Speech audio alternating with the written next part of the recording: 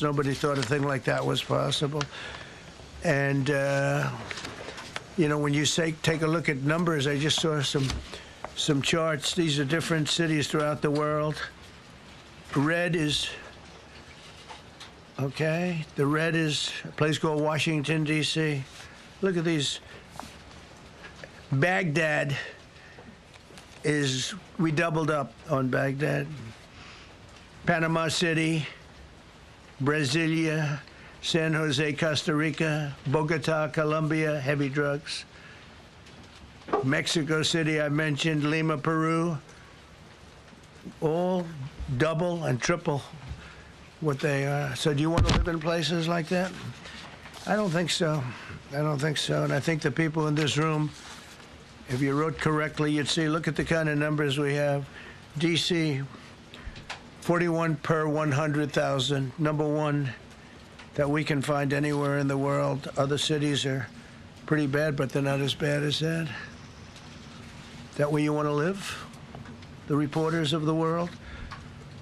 Juvenile offenders and crimes against persons, as they say. It's getting worse. Not getting better, it's getting worse. And we had a recent indication. There was a story about a man who was just left. He quit because he was asked to do phony numbers on crime.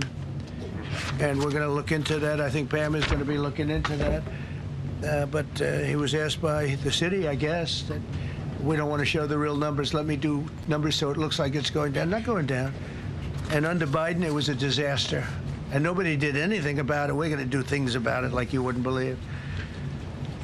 Every American has a constitutional right to be able to access and petition their government in safety, and countless federal officials and employees likewise have the right to carry out their jobs in peace without being shot. As you know, I lost a very good person a while ago, was shot waiting for his wife. He was in the car. They robbed his car. They shot him. They killed him like it was nothing to it. She was walking to the car. It's a horror show. This issue directly impacts the functioning of the federal government and is a threat to America, really. It's a threat to our country. We have other cities also that are bad, very bad. You look at Chicago, how bad it is. You look at Los Angeles, how bad it is. We have other cities that are very bad. New York has a problem. And then you have, of course, Baltimore and Oakland. We don't even mention that anymore. They're so far gone. We're not going to let it happen. We're not going to lose our cities over this. And this will go further. We're starting very strongly with D.C., and we're going to clean it up real quick, very quickly, as they say. Days ago, a former member of the DOJ staff was savagely beaten by a band of roving thugs after defending a young woman from an attempted carjacking. He was left dripping in blood. He thought he was dead, with a broken nose and concussion. Can't believe that he's alive. He can't believe it. In June, a 21-year-old congressional intern was tragically killed after being hit by a stray bullet in a drive-by shooting. A former Trump administration official named Mike Gill, fantastic person, was murdered last year in cold blood in a carjacking blocks away from the White House. We all knew him. Great person. Waiting for his wife as she was walking to the car. A Democrat congressman was also carjacked at gunpoint not far from the Capitol. And in 2023, an aide to Senator Rand Paul was stabbed in the chest and head by a demented lunatic as he walked down the street, just absolutely for no reason. Horrifically, last July 4th weekend, a 3-year-old girl was shot in the head and killed while sitting in a car near the Capitol. It's becoming a situation of complete and total lawlessness. And we're getting rid of the slums, too. We have slums here. We're getting rid of them. I know it's not politically correct. You'll say, oh, so terrible. No, we're getting rid of the slums where they live. Caravans of mass youth rampage through city streets at all times of the day. There are ATVs, motorbikes. They travel pretty well. Entire neighborhoods are now under emergency curfews. Just this past weekend, gunfire went through, and you saw that, the Navy Yard. I saw it this morning. They saw that they fought back against law. See, they fight back until you knock the hell out of them, because it's the only language they understand. But they fought back against law enforcement last night. And they're not going to be fighting back long, because I've instructed them and told them whatever happens, you know, they love to spit in the face of the police. As the police are standing up there in uniform, they're standing and they're screaming at them an inch away from their face, and then they start spitting in their face. And I said, you tell them, you spit and we hit, and they can hit real hard. It's a disgusting thing. I've watched that for years, for 3-4 years. I've watched them. The police are standing, and they're told, don't do anything under any search. So and you can see they want to get at it. And they're standing there, and people are spitting in their face, and they're not allowed to do anything. But now they are allowed to do whatever the hell they want. This dire public safety crisis stems directly from the abject failures of the city's local leadership. The radical left city council adopted no cash bail. By the way, every place in the country where you have no cash bail is a disaster. That's what started the problem in New York, and they don't change it. They don't want to change it. That's what started it in Chicago. I mean, bad politicians started it, bad leadership started it, but that was the one thing that's central: no cash bail. Somebody murders somebody and they're out on no cash bail before the day is out.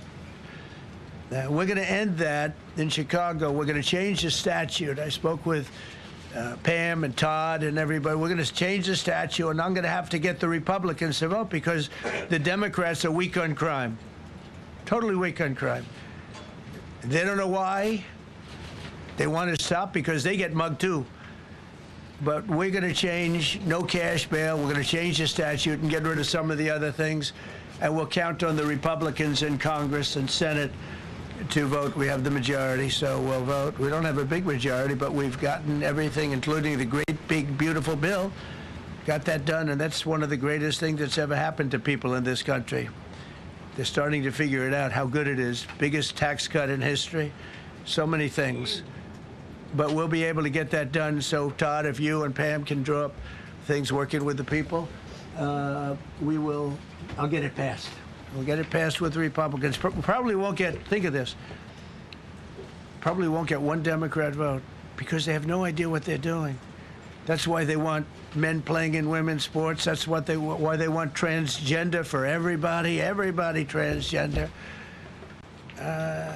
And they just got walloped in an election, in a landslide, and they haven't changed one thing. I saw the other day the certain gentleman who was a very well-known politician, Democrat, was fighting like hell that men should be allowed to play in women's sport. They just don't get it. They said it's an 80-20 issue, and I think it's a 97-3 issue. And I don't know who the three are. I've never heard anybody nobody's ever come up to me, sir, you have to let men play in women's sports. You have to do it, sir. Nobody's ever approached me. I don't know where this issue even comes from. Never seen anything like it. But they turned our nation's capital into a sanctuary jurisdiction. That's the other thing. We have to get rid of sanctuary cities as quickly as possible. We're going to do it, too. We have to. Because it's sanctuary for criminals. Releasing illegal alien gang members onto the streets in 2022, nearly 70% of criminals arrested in Washington went unprosecuted. That's not going to happen with the group we have standing aside and standing behind me. And at the Metropolitan Police Department, it's now reached a small number relatively compared to what it was, but it's thousands of people. You know, we have thousands of police. I was told today, sir, they want more police. I heard a number, 3,500 police. That's a lot of police. 3,500. I thought they were going to say we only have 30 policemen or women. They said we have 3,500. We need more. You don't need more. That's so many. I never heard. That's like an army. How could you need more than 3,000? It just happened 2 minutes ago. Sir, they've requested more police. Oh, what do they have? About 3,500. I said, 3,500? This is not a big area. It's ridiculous. What you need is rules and regulations, and you need the right people to implement them. And we have the right people here, that I can tell you. Look at the border. Biden said there's nothing you can do. Kamala was the border czar. She never called one of the Border Patrol agents who are great. ICE is great. Never spoke to anybody. Never went there. But she was the border czar. And everybody said it was impossible to fix. I fixed it in 3 months. No, really. I fixed it the first week, but really fixed it over the last couple of months. And I mean, literally to a point where, as I said, 0 illegals entering our country in the last 90 days. Pretty amazing. It's time for dramatic action. We're going to do the same thing over here. It's going to be a very safe city very soon. We're not looking to take years, because a lot of people die in years. And we've got incredible people in this country, except we have to allow them to do their job. And that we will deliver like nobody's ever delivered before. I actually think it's easy. You know, if you're competent, it's easy. If you're incompetent, it's impossible. But I'm very competent. Last week, my administration surged 500 federal agents into the district, including from the FBI, ATF, DEA, Park Police, the U.S. Marshal Service, the Secret Service, and the Department of Homeland Security. You know, a lot of nations, they don't have anything like that. They got some police, and they're rough police.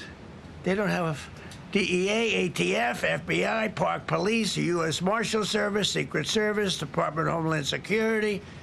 They got some police, but they're rough police, and they do their job. They don't have crime. We're not going to have crime either.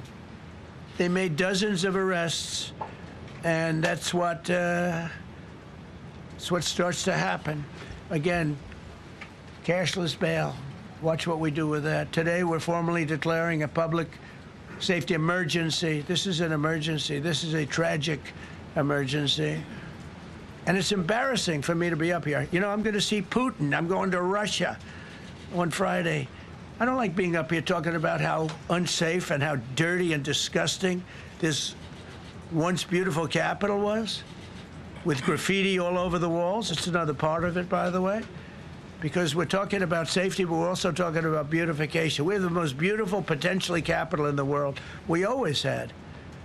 But people come from Iowa, they come from Indiana, they come and then they get mugged. Not going to happen. Keep coming, because by the time you get your trip set, it's going to be safe again, and it's going to be clean very quickly. We're going to replace the medians that are falling down all over the roads. We're going to replace the potholes. We're going to put a nice new coat of asphalt over the top. No, we don't have to rip the road out and spend 7 years building a new road because they cut everything. Because some designers said, well, we need 1/4 of an inch more turn for safety reasons. No, we're going to do it right. We're going to get it done quickly. So today we're declaring public safety emergency in the District of Columbia, and Attorney General Pam Bondi, who's fantastic, is taking command of the Metropolitan Police Department as of this moment. And I'll be making the appropriate notifications to Congress and to the mayor, our new DEA administrator, who's one of the top in the country. He better be Terry. If you're not, I'm going to get rid of you so fast. Terry Cole. Terry, thanks. Very good. We just got him. Most highly recommended person. And you'll be designated as the interim federal commissioner of the Metropolitan Police Department. Okay? And you run them tough. They're good. You have a lot of good people. And you have people that shouldn't be there. You also have people that shouldn't be there. They got in there because of woke. But you have a lot of great police. And those people are the ones that want to help you. This city will no longer be a sanctuary for illegal alien criminals. We will have full, seamless, integrated cooperation at all levels of law enforcement, and we'll deploy officers across the district with an overwhelming presence. You'll have more police, and you'll be so happy, because you'll be safe. When you walk down the street, you're going to see police, or you're going to see FBI agents. We're going to have a lot of agents on the streets. You're going to have a lot of essentially military, and we will bring in the military if it's needed, by the way. We're going to have National Guard. But Pete Hegseth will tell you about it. We will bring in the military if needed. People say, oh, that's so terrible. He's going to bring in, it's been used many times over the years. I don't think we'll need it. I think we've got so many great people, including the people that are in the police department with proper leadership. They'll immediately begin massive enforcement operations targeting known gangs, drug dealers, and criminal networks to get them the hell off the street, maybe get them out of the country, because a lot of them came into our country illegally. They shouldn't have been allowed in. They come from Venezuela. They come from all over the world. We're going to get them the hell out. They won't be here long. But some of these people, a lot of them, are homegrown criminals. And these are bad people. These are rough people. And this is just a list of some of the people that were given to me today that were criminals removed from the D.C. streets this weekend. They were rough and tough. But we're rougher and tougher. Look at these people here.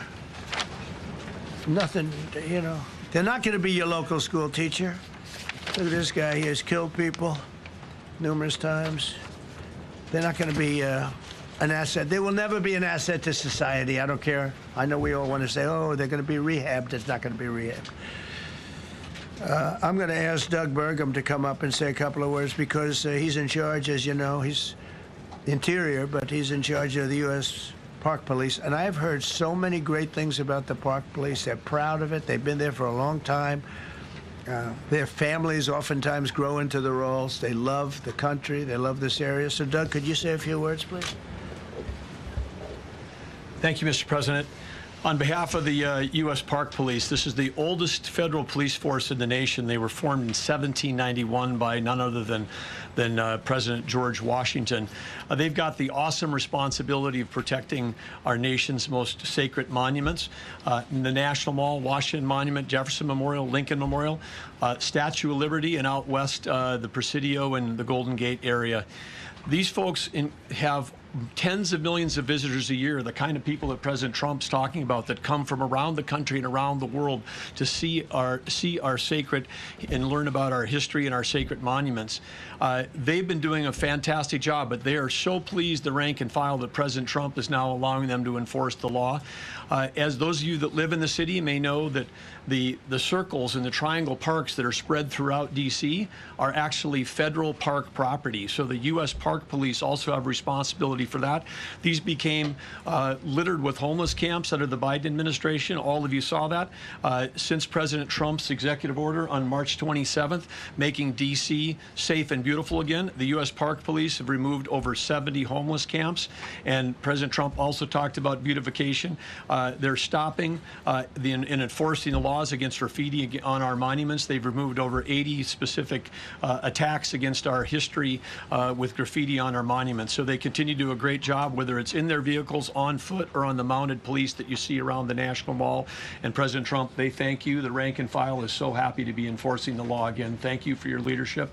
And they're excited about the announcement you're making today. Thank you. Very good. Great job you're doing. Thank you very much. Pete, could you say something about the military, if you would? Well, Mr. President, it's an honor to be here. And at your direction this morning, we've mobilized the D.C. National Guard. It'll be operationalized by the Secretary of the Army, Dan Driscoll, through the D.C. Guard.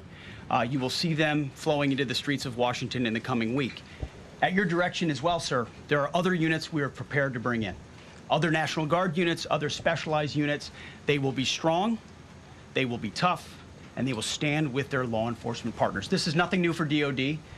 As the President noted, at the border, we've got 10,000 troops down there who've been operating in defense cooperation areas, defense zones, where there's zero illegal crossings because of troops on strikers scanning the border. We've been protecting other people's borders for 20 years.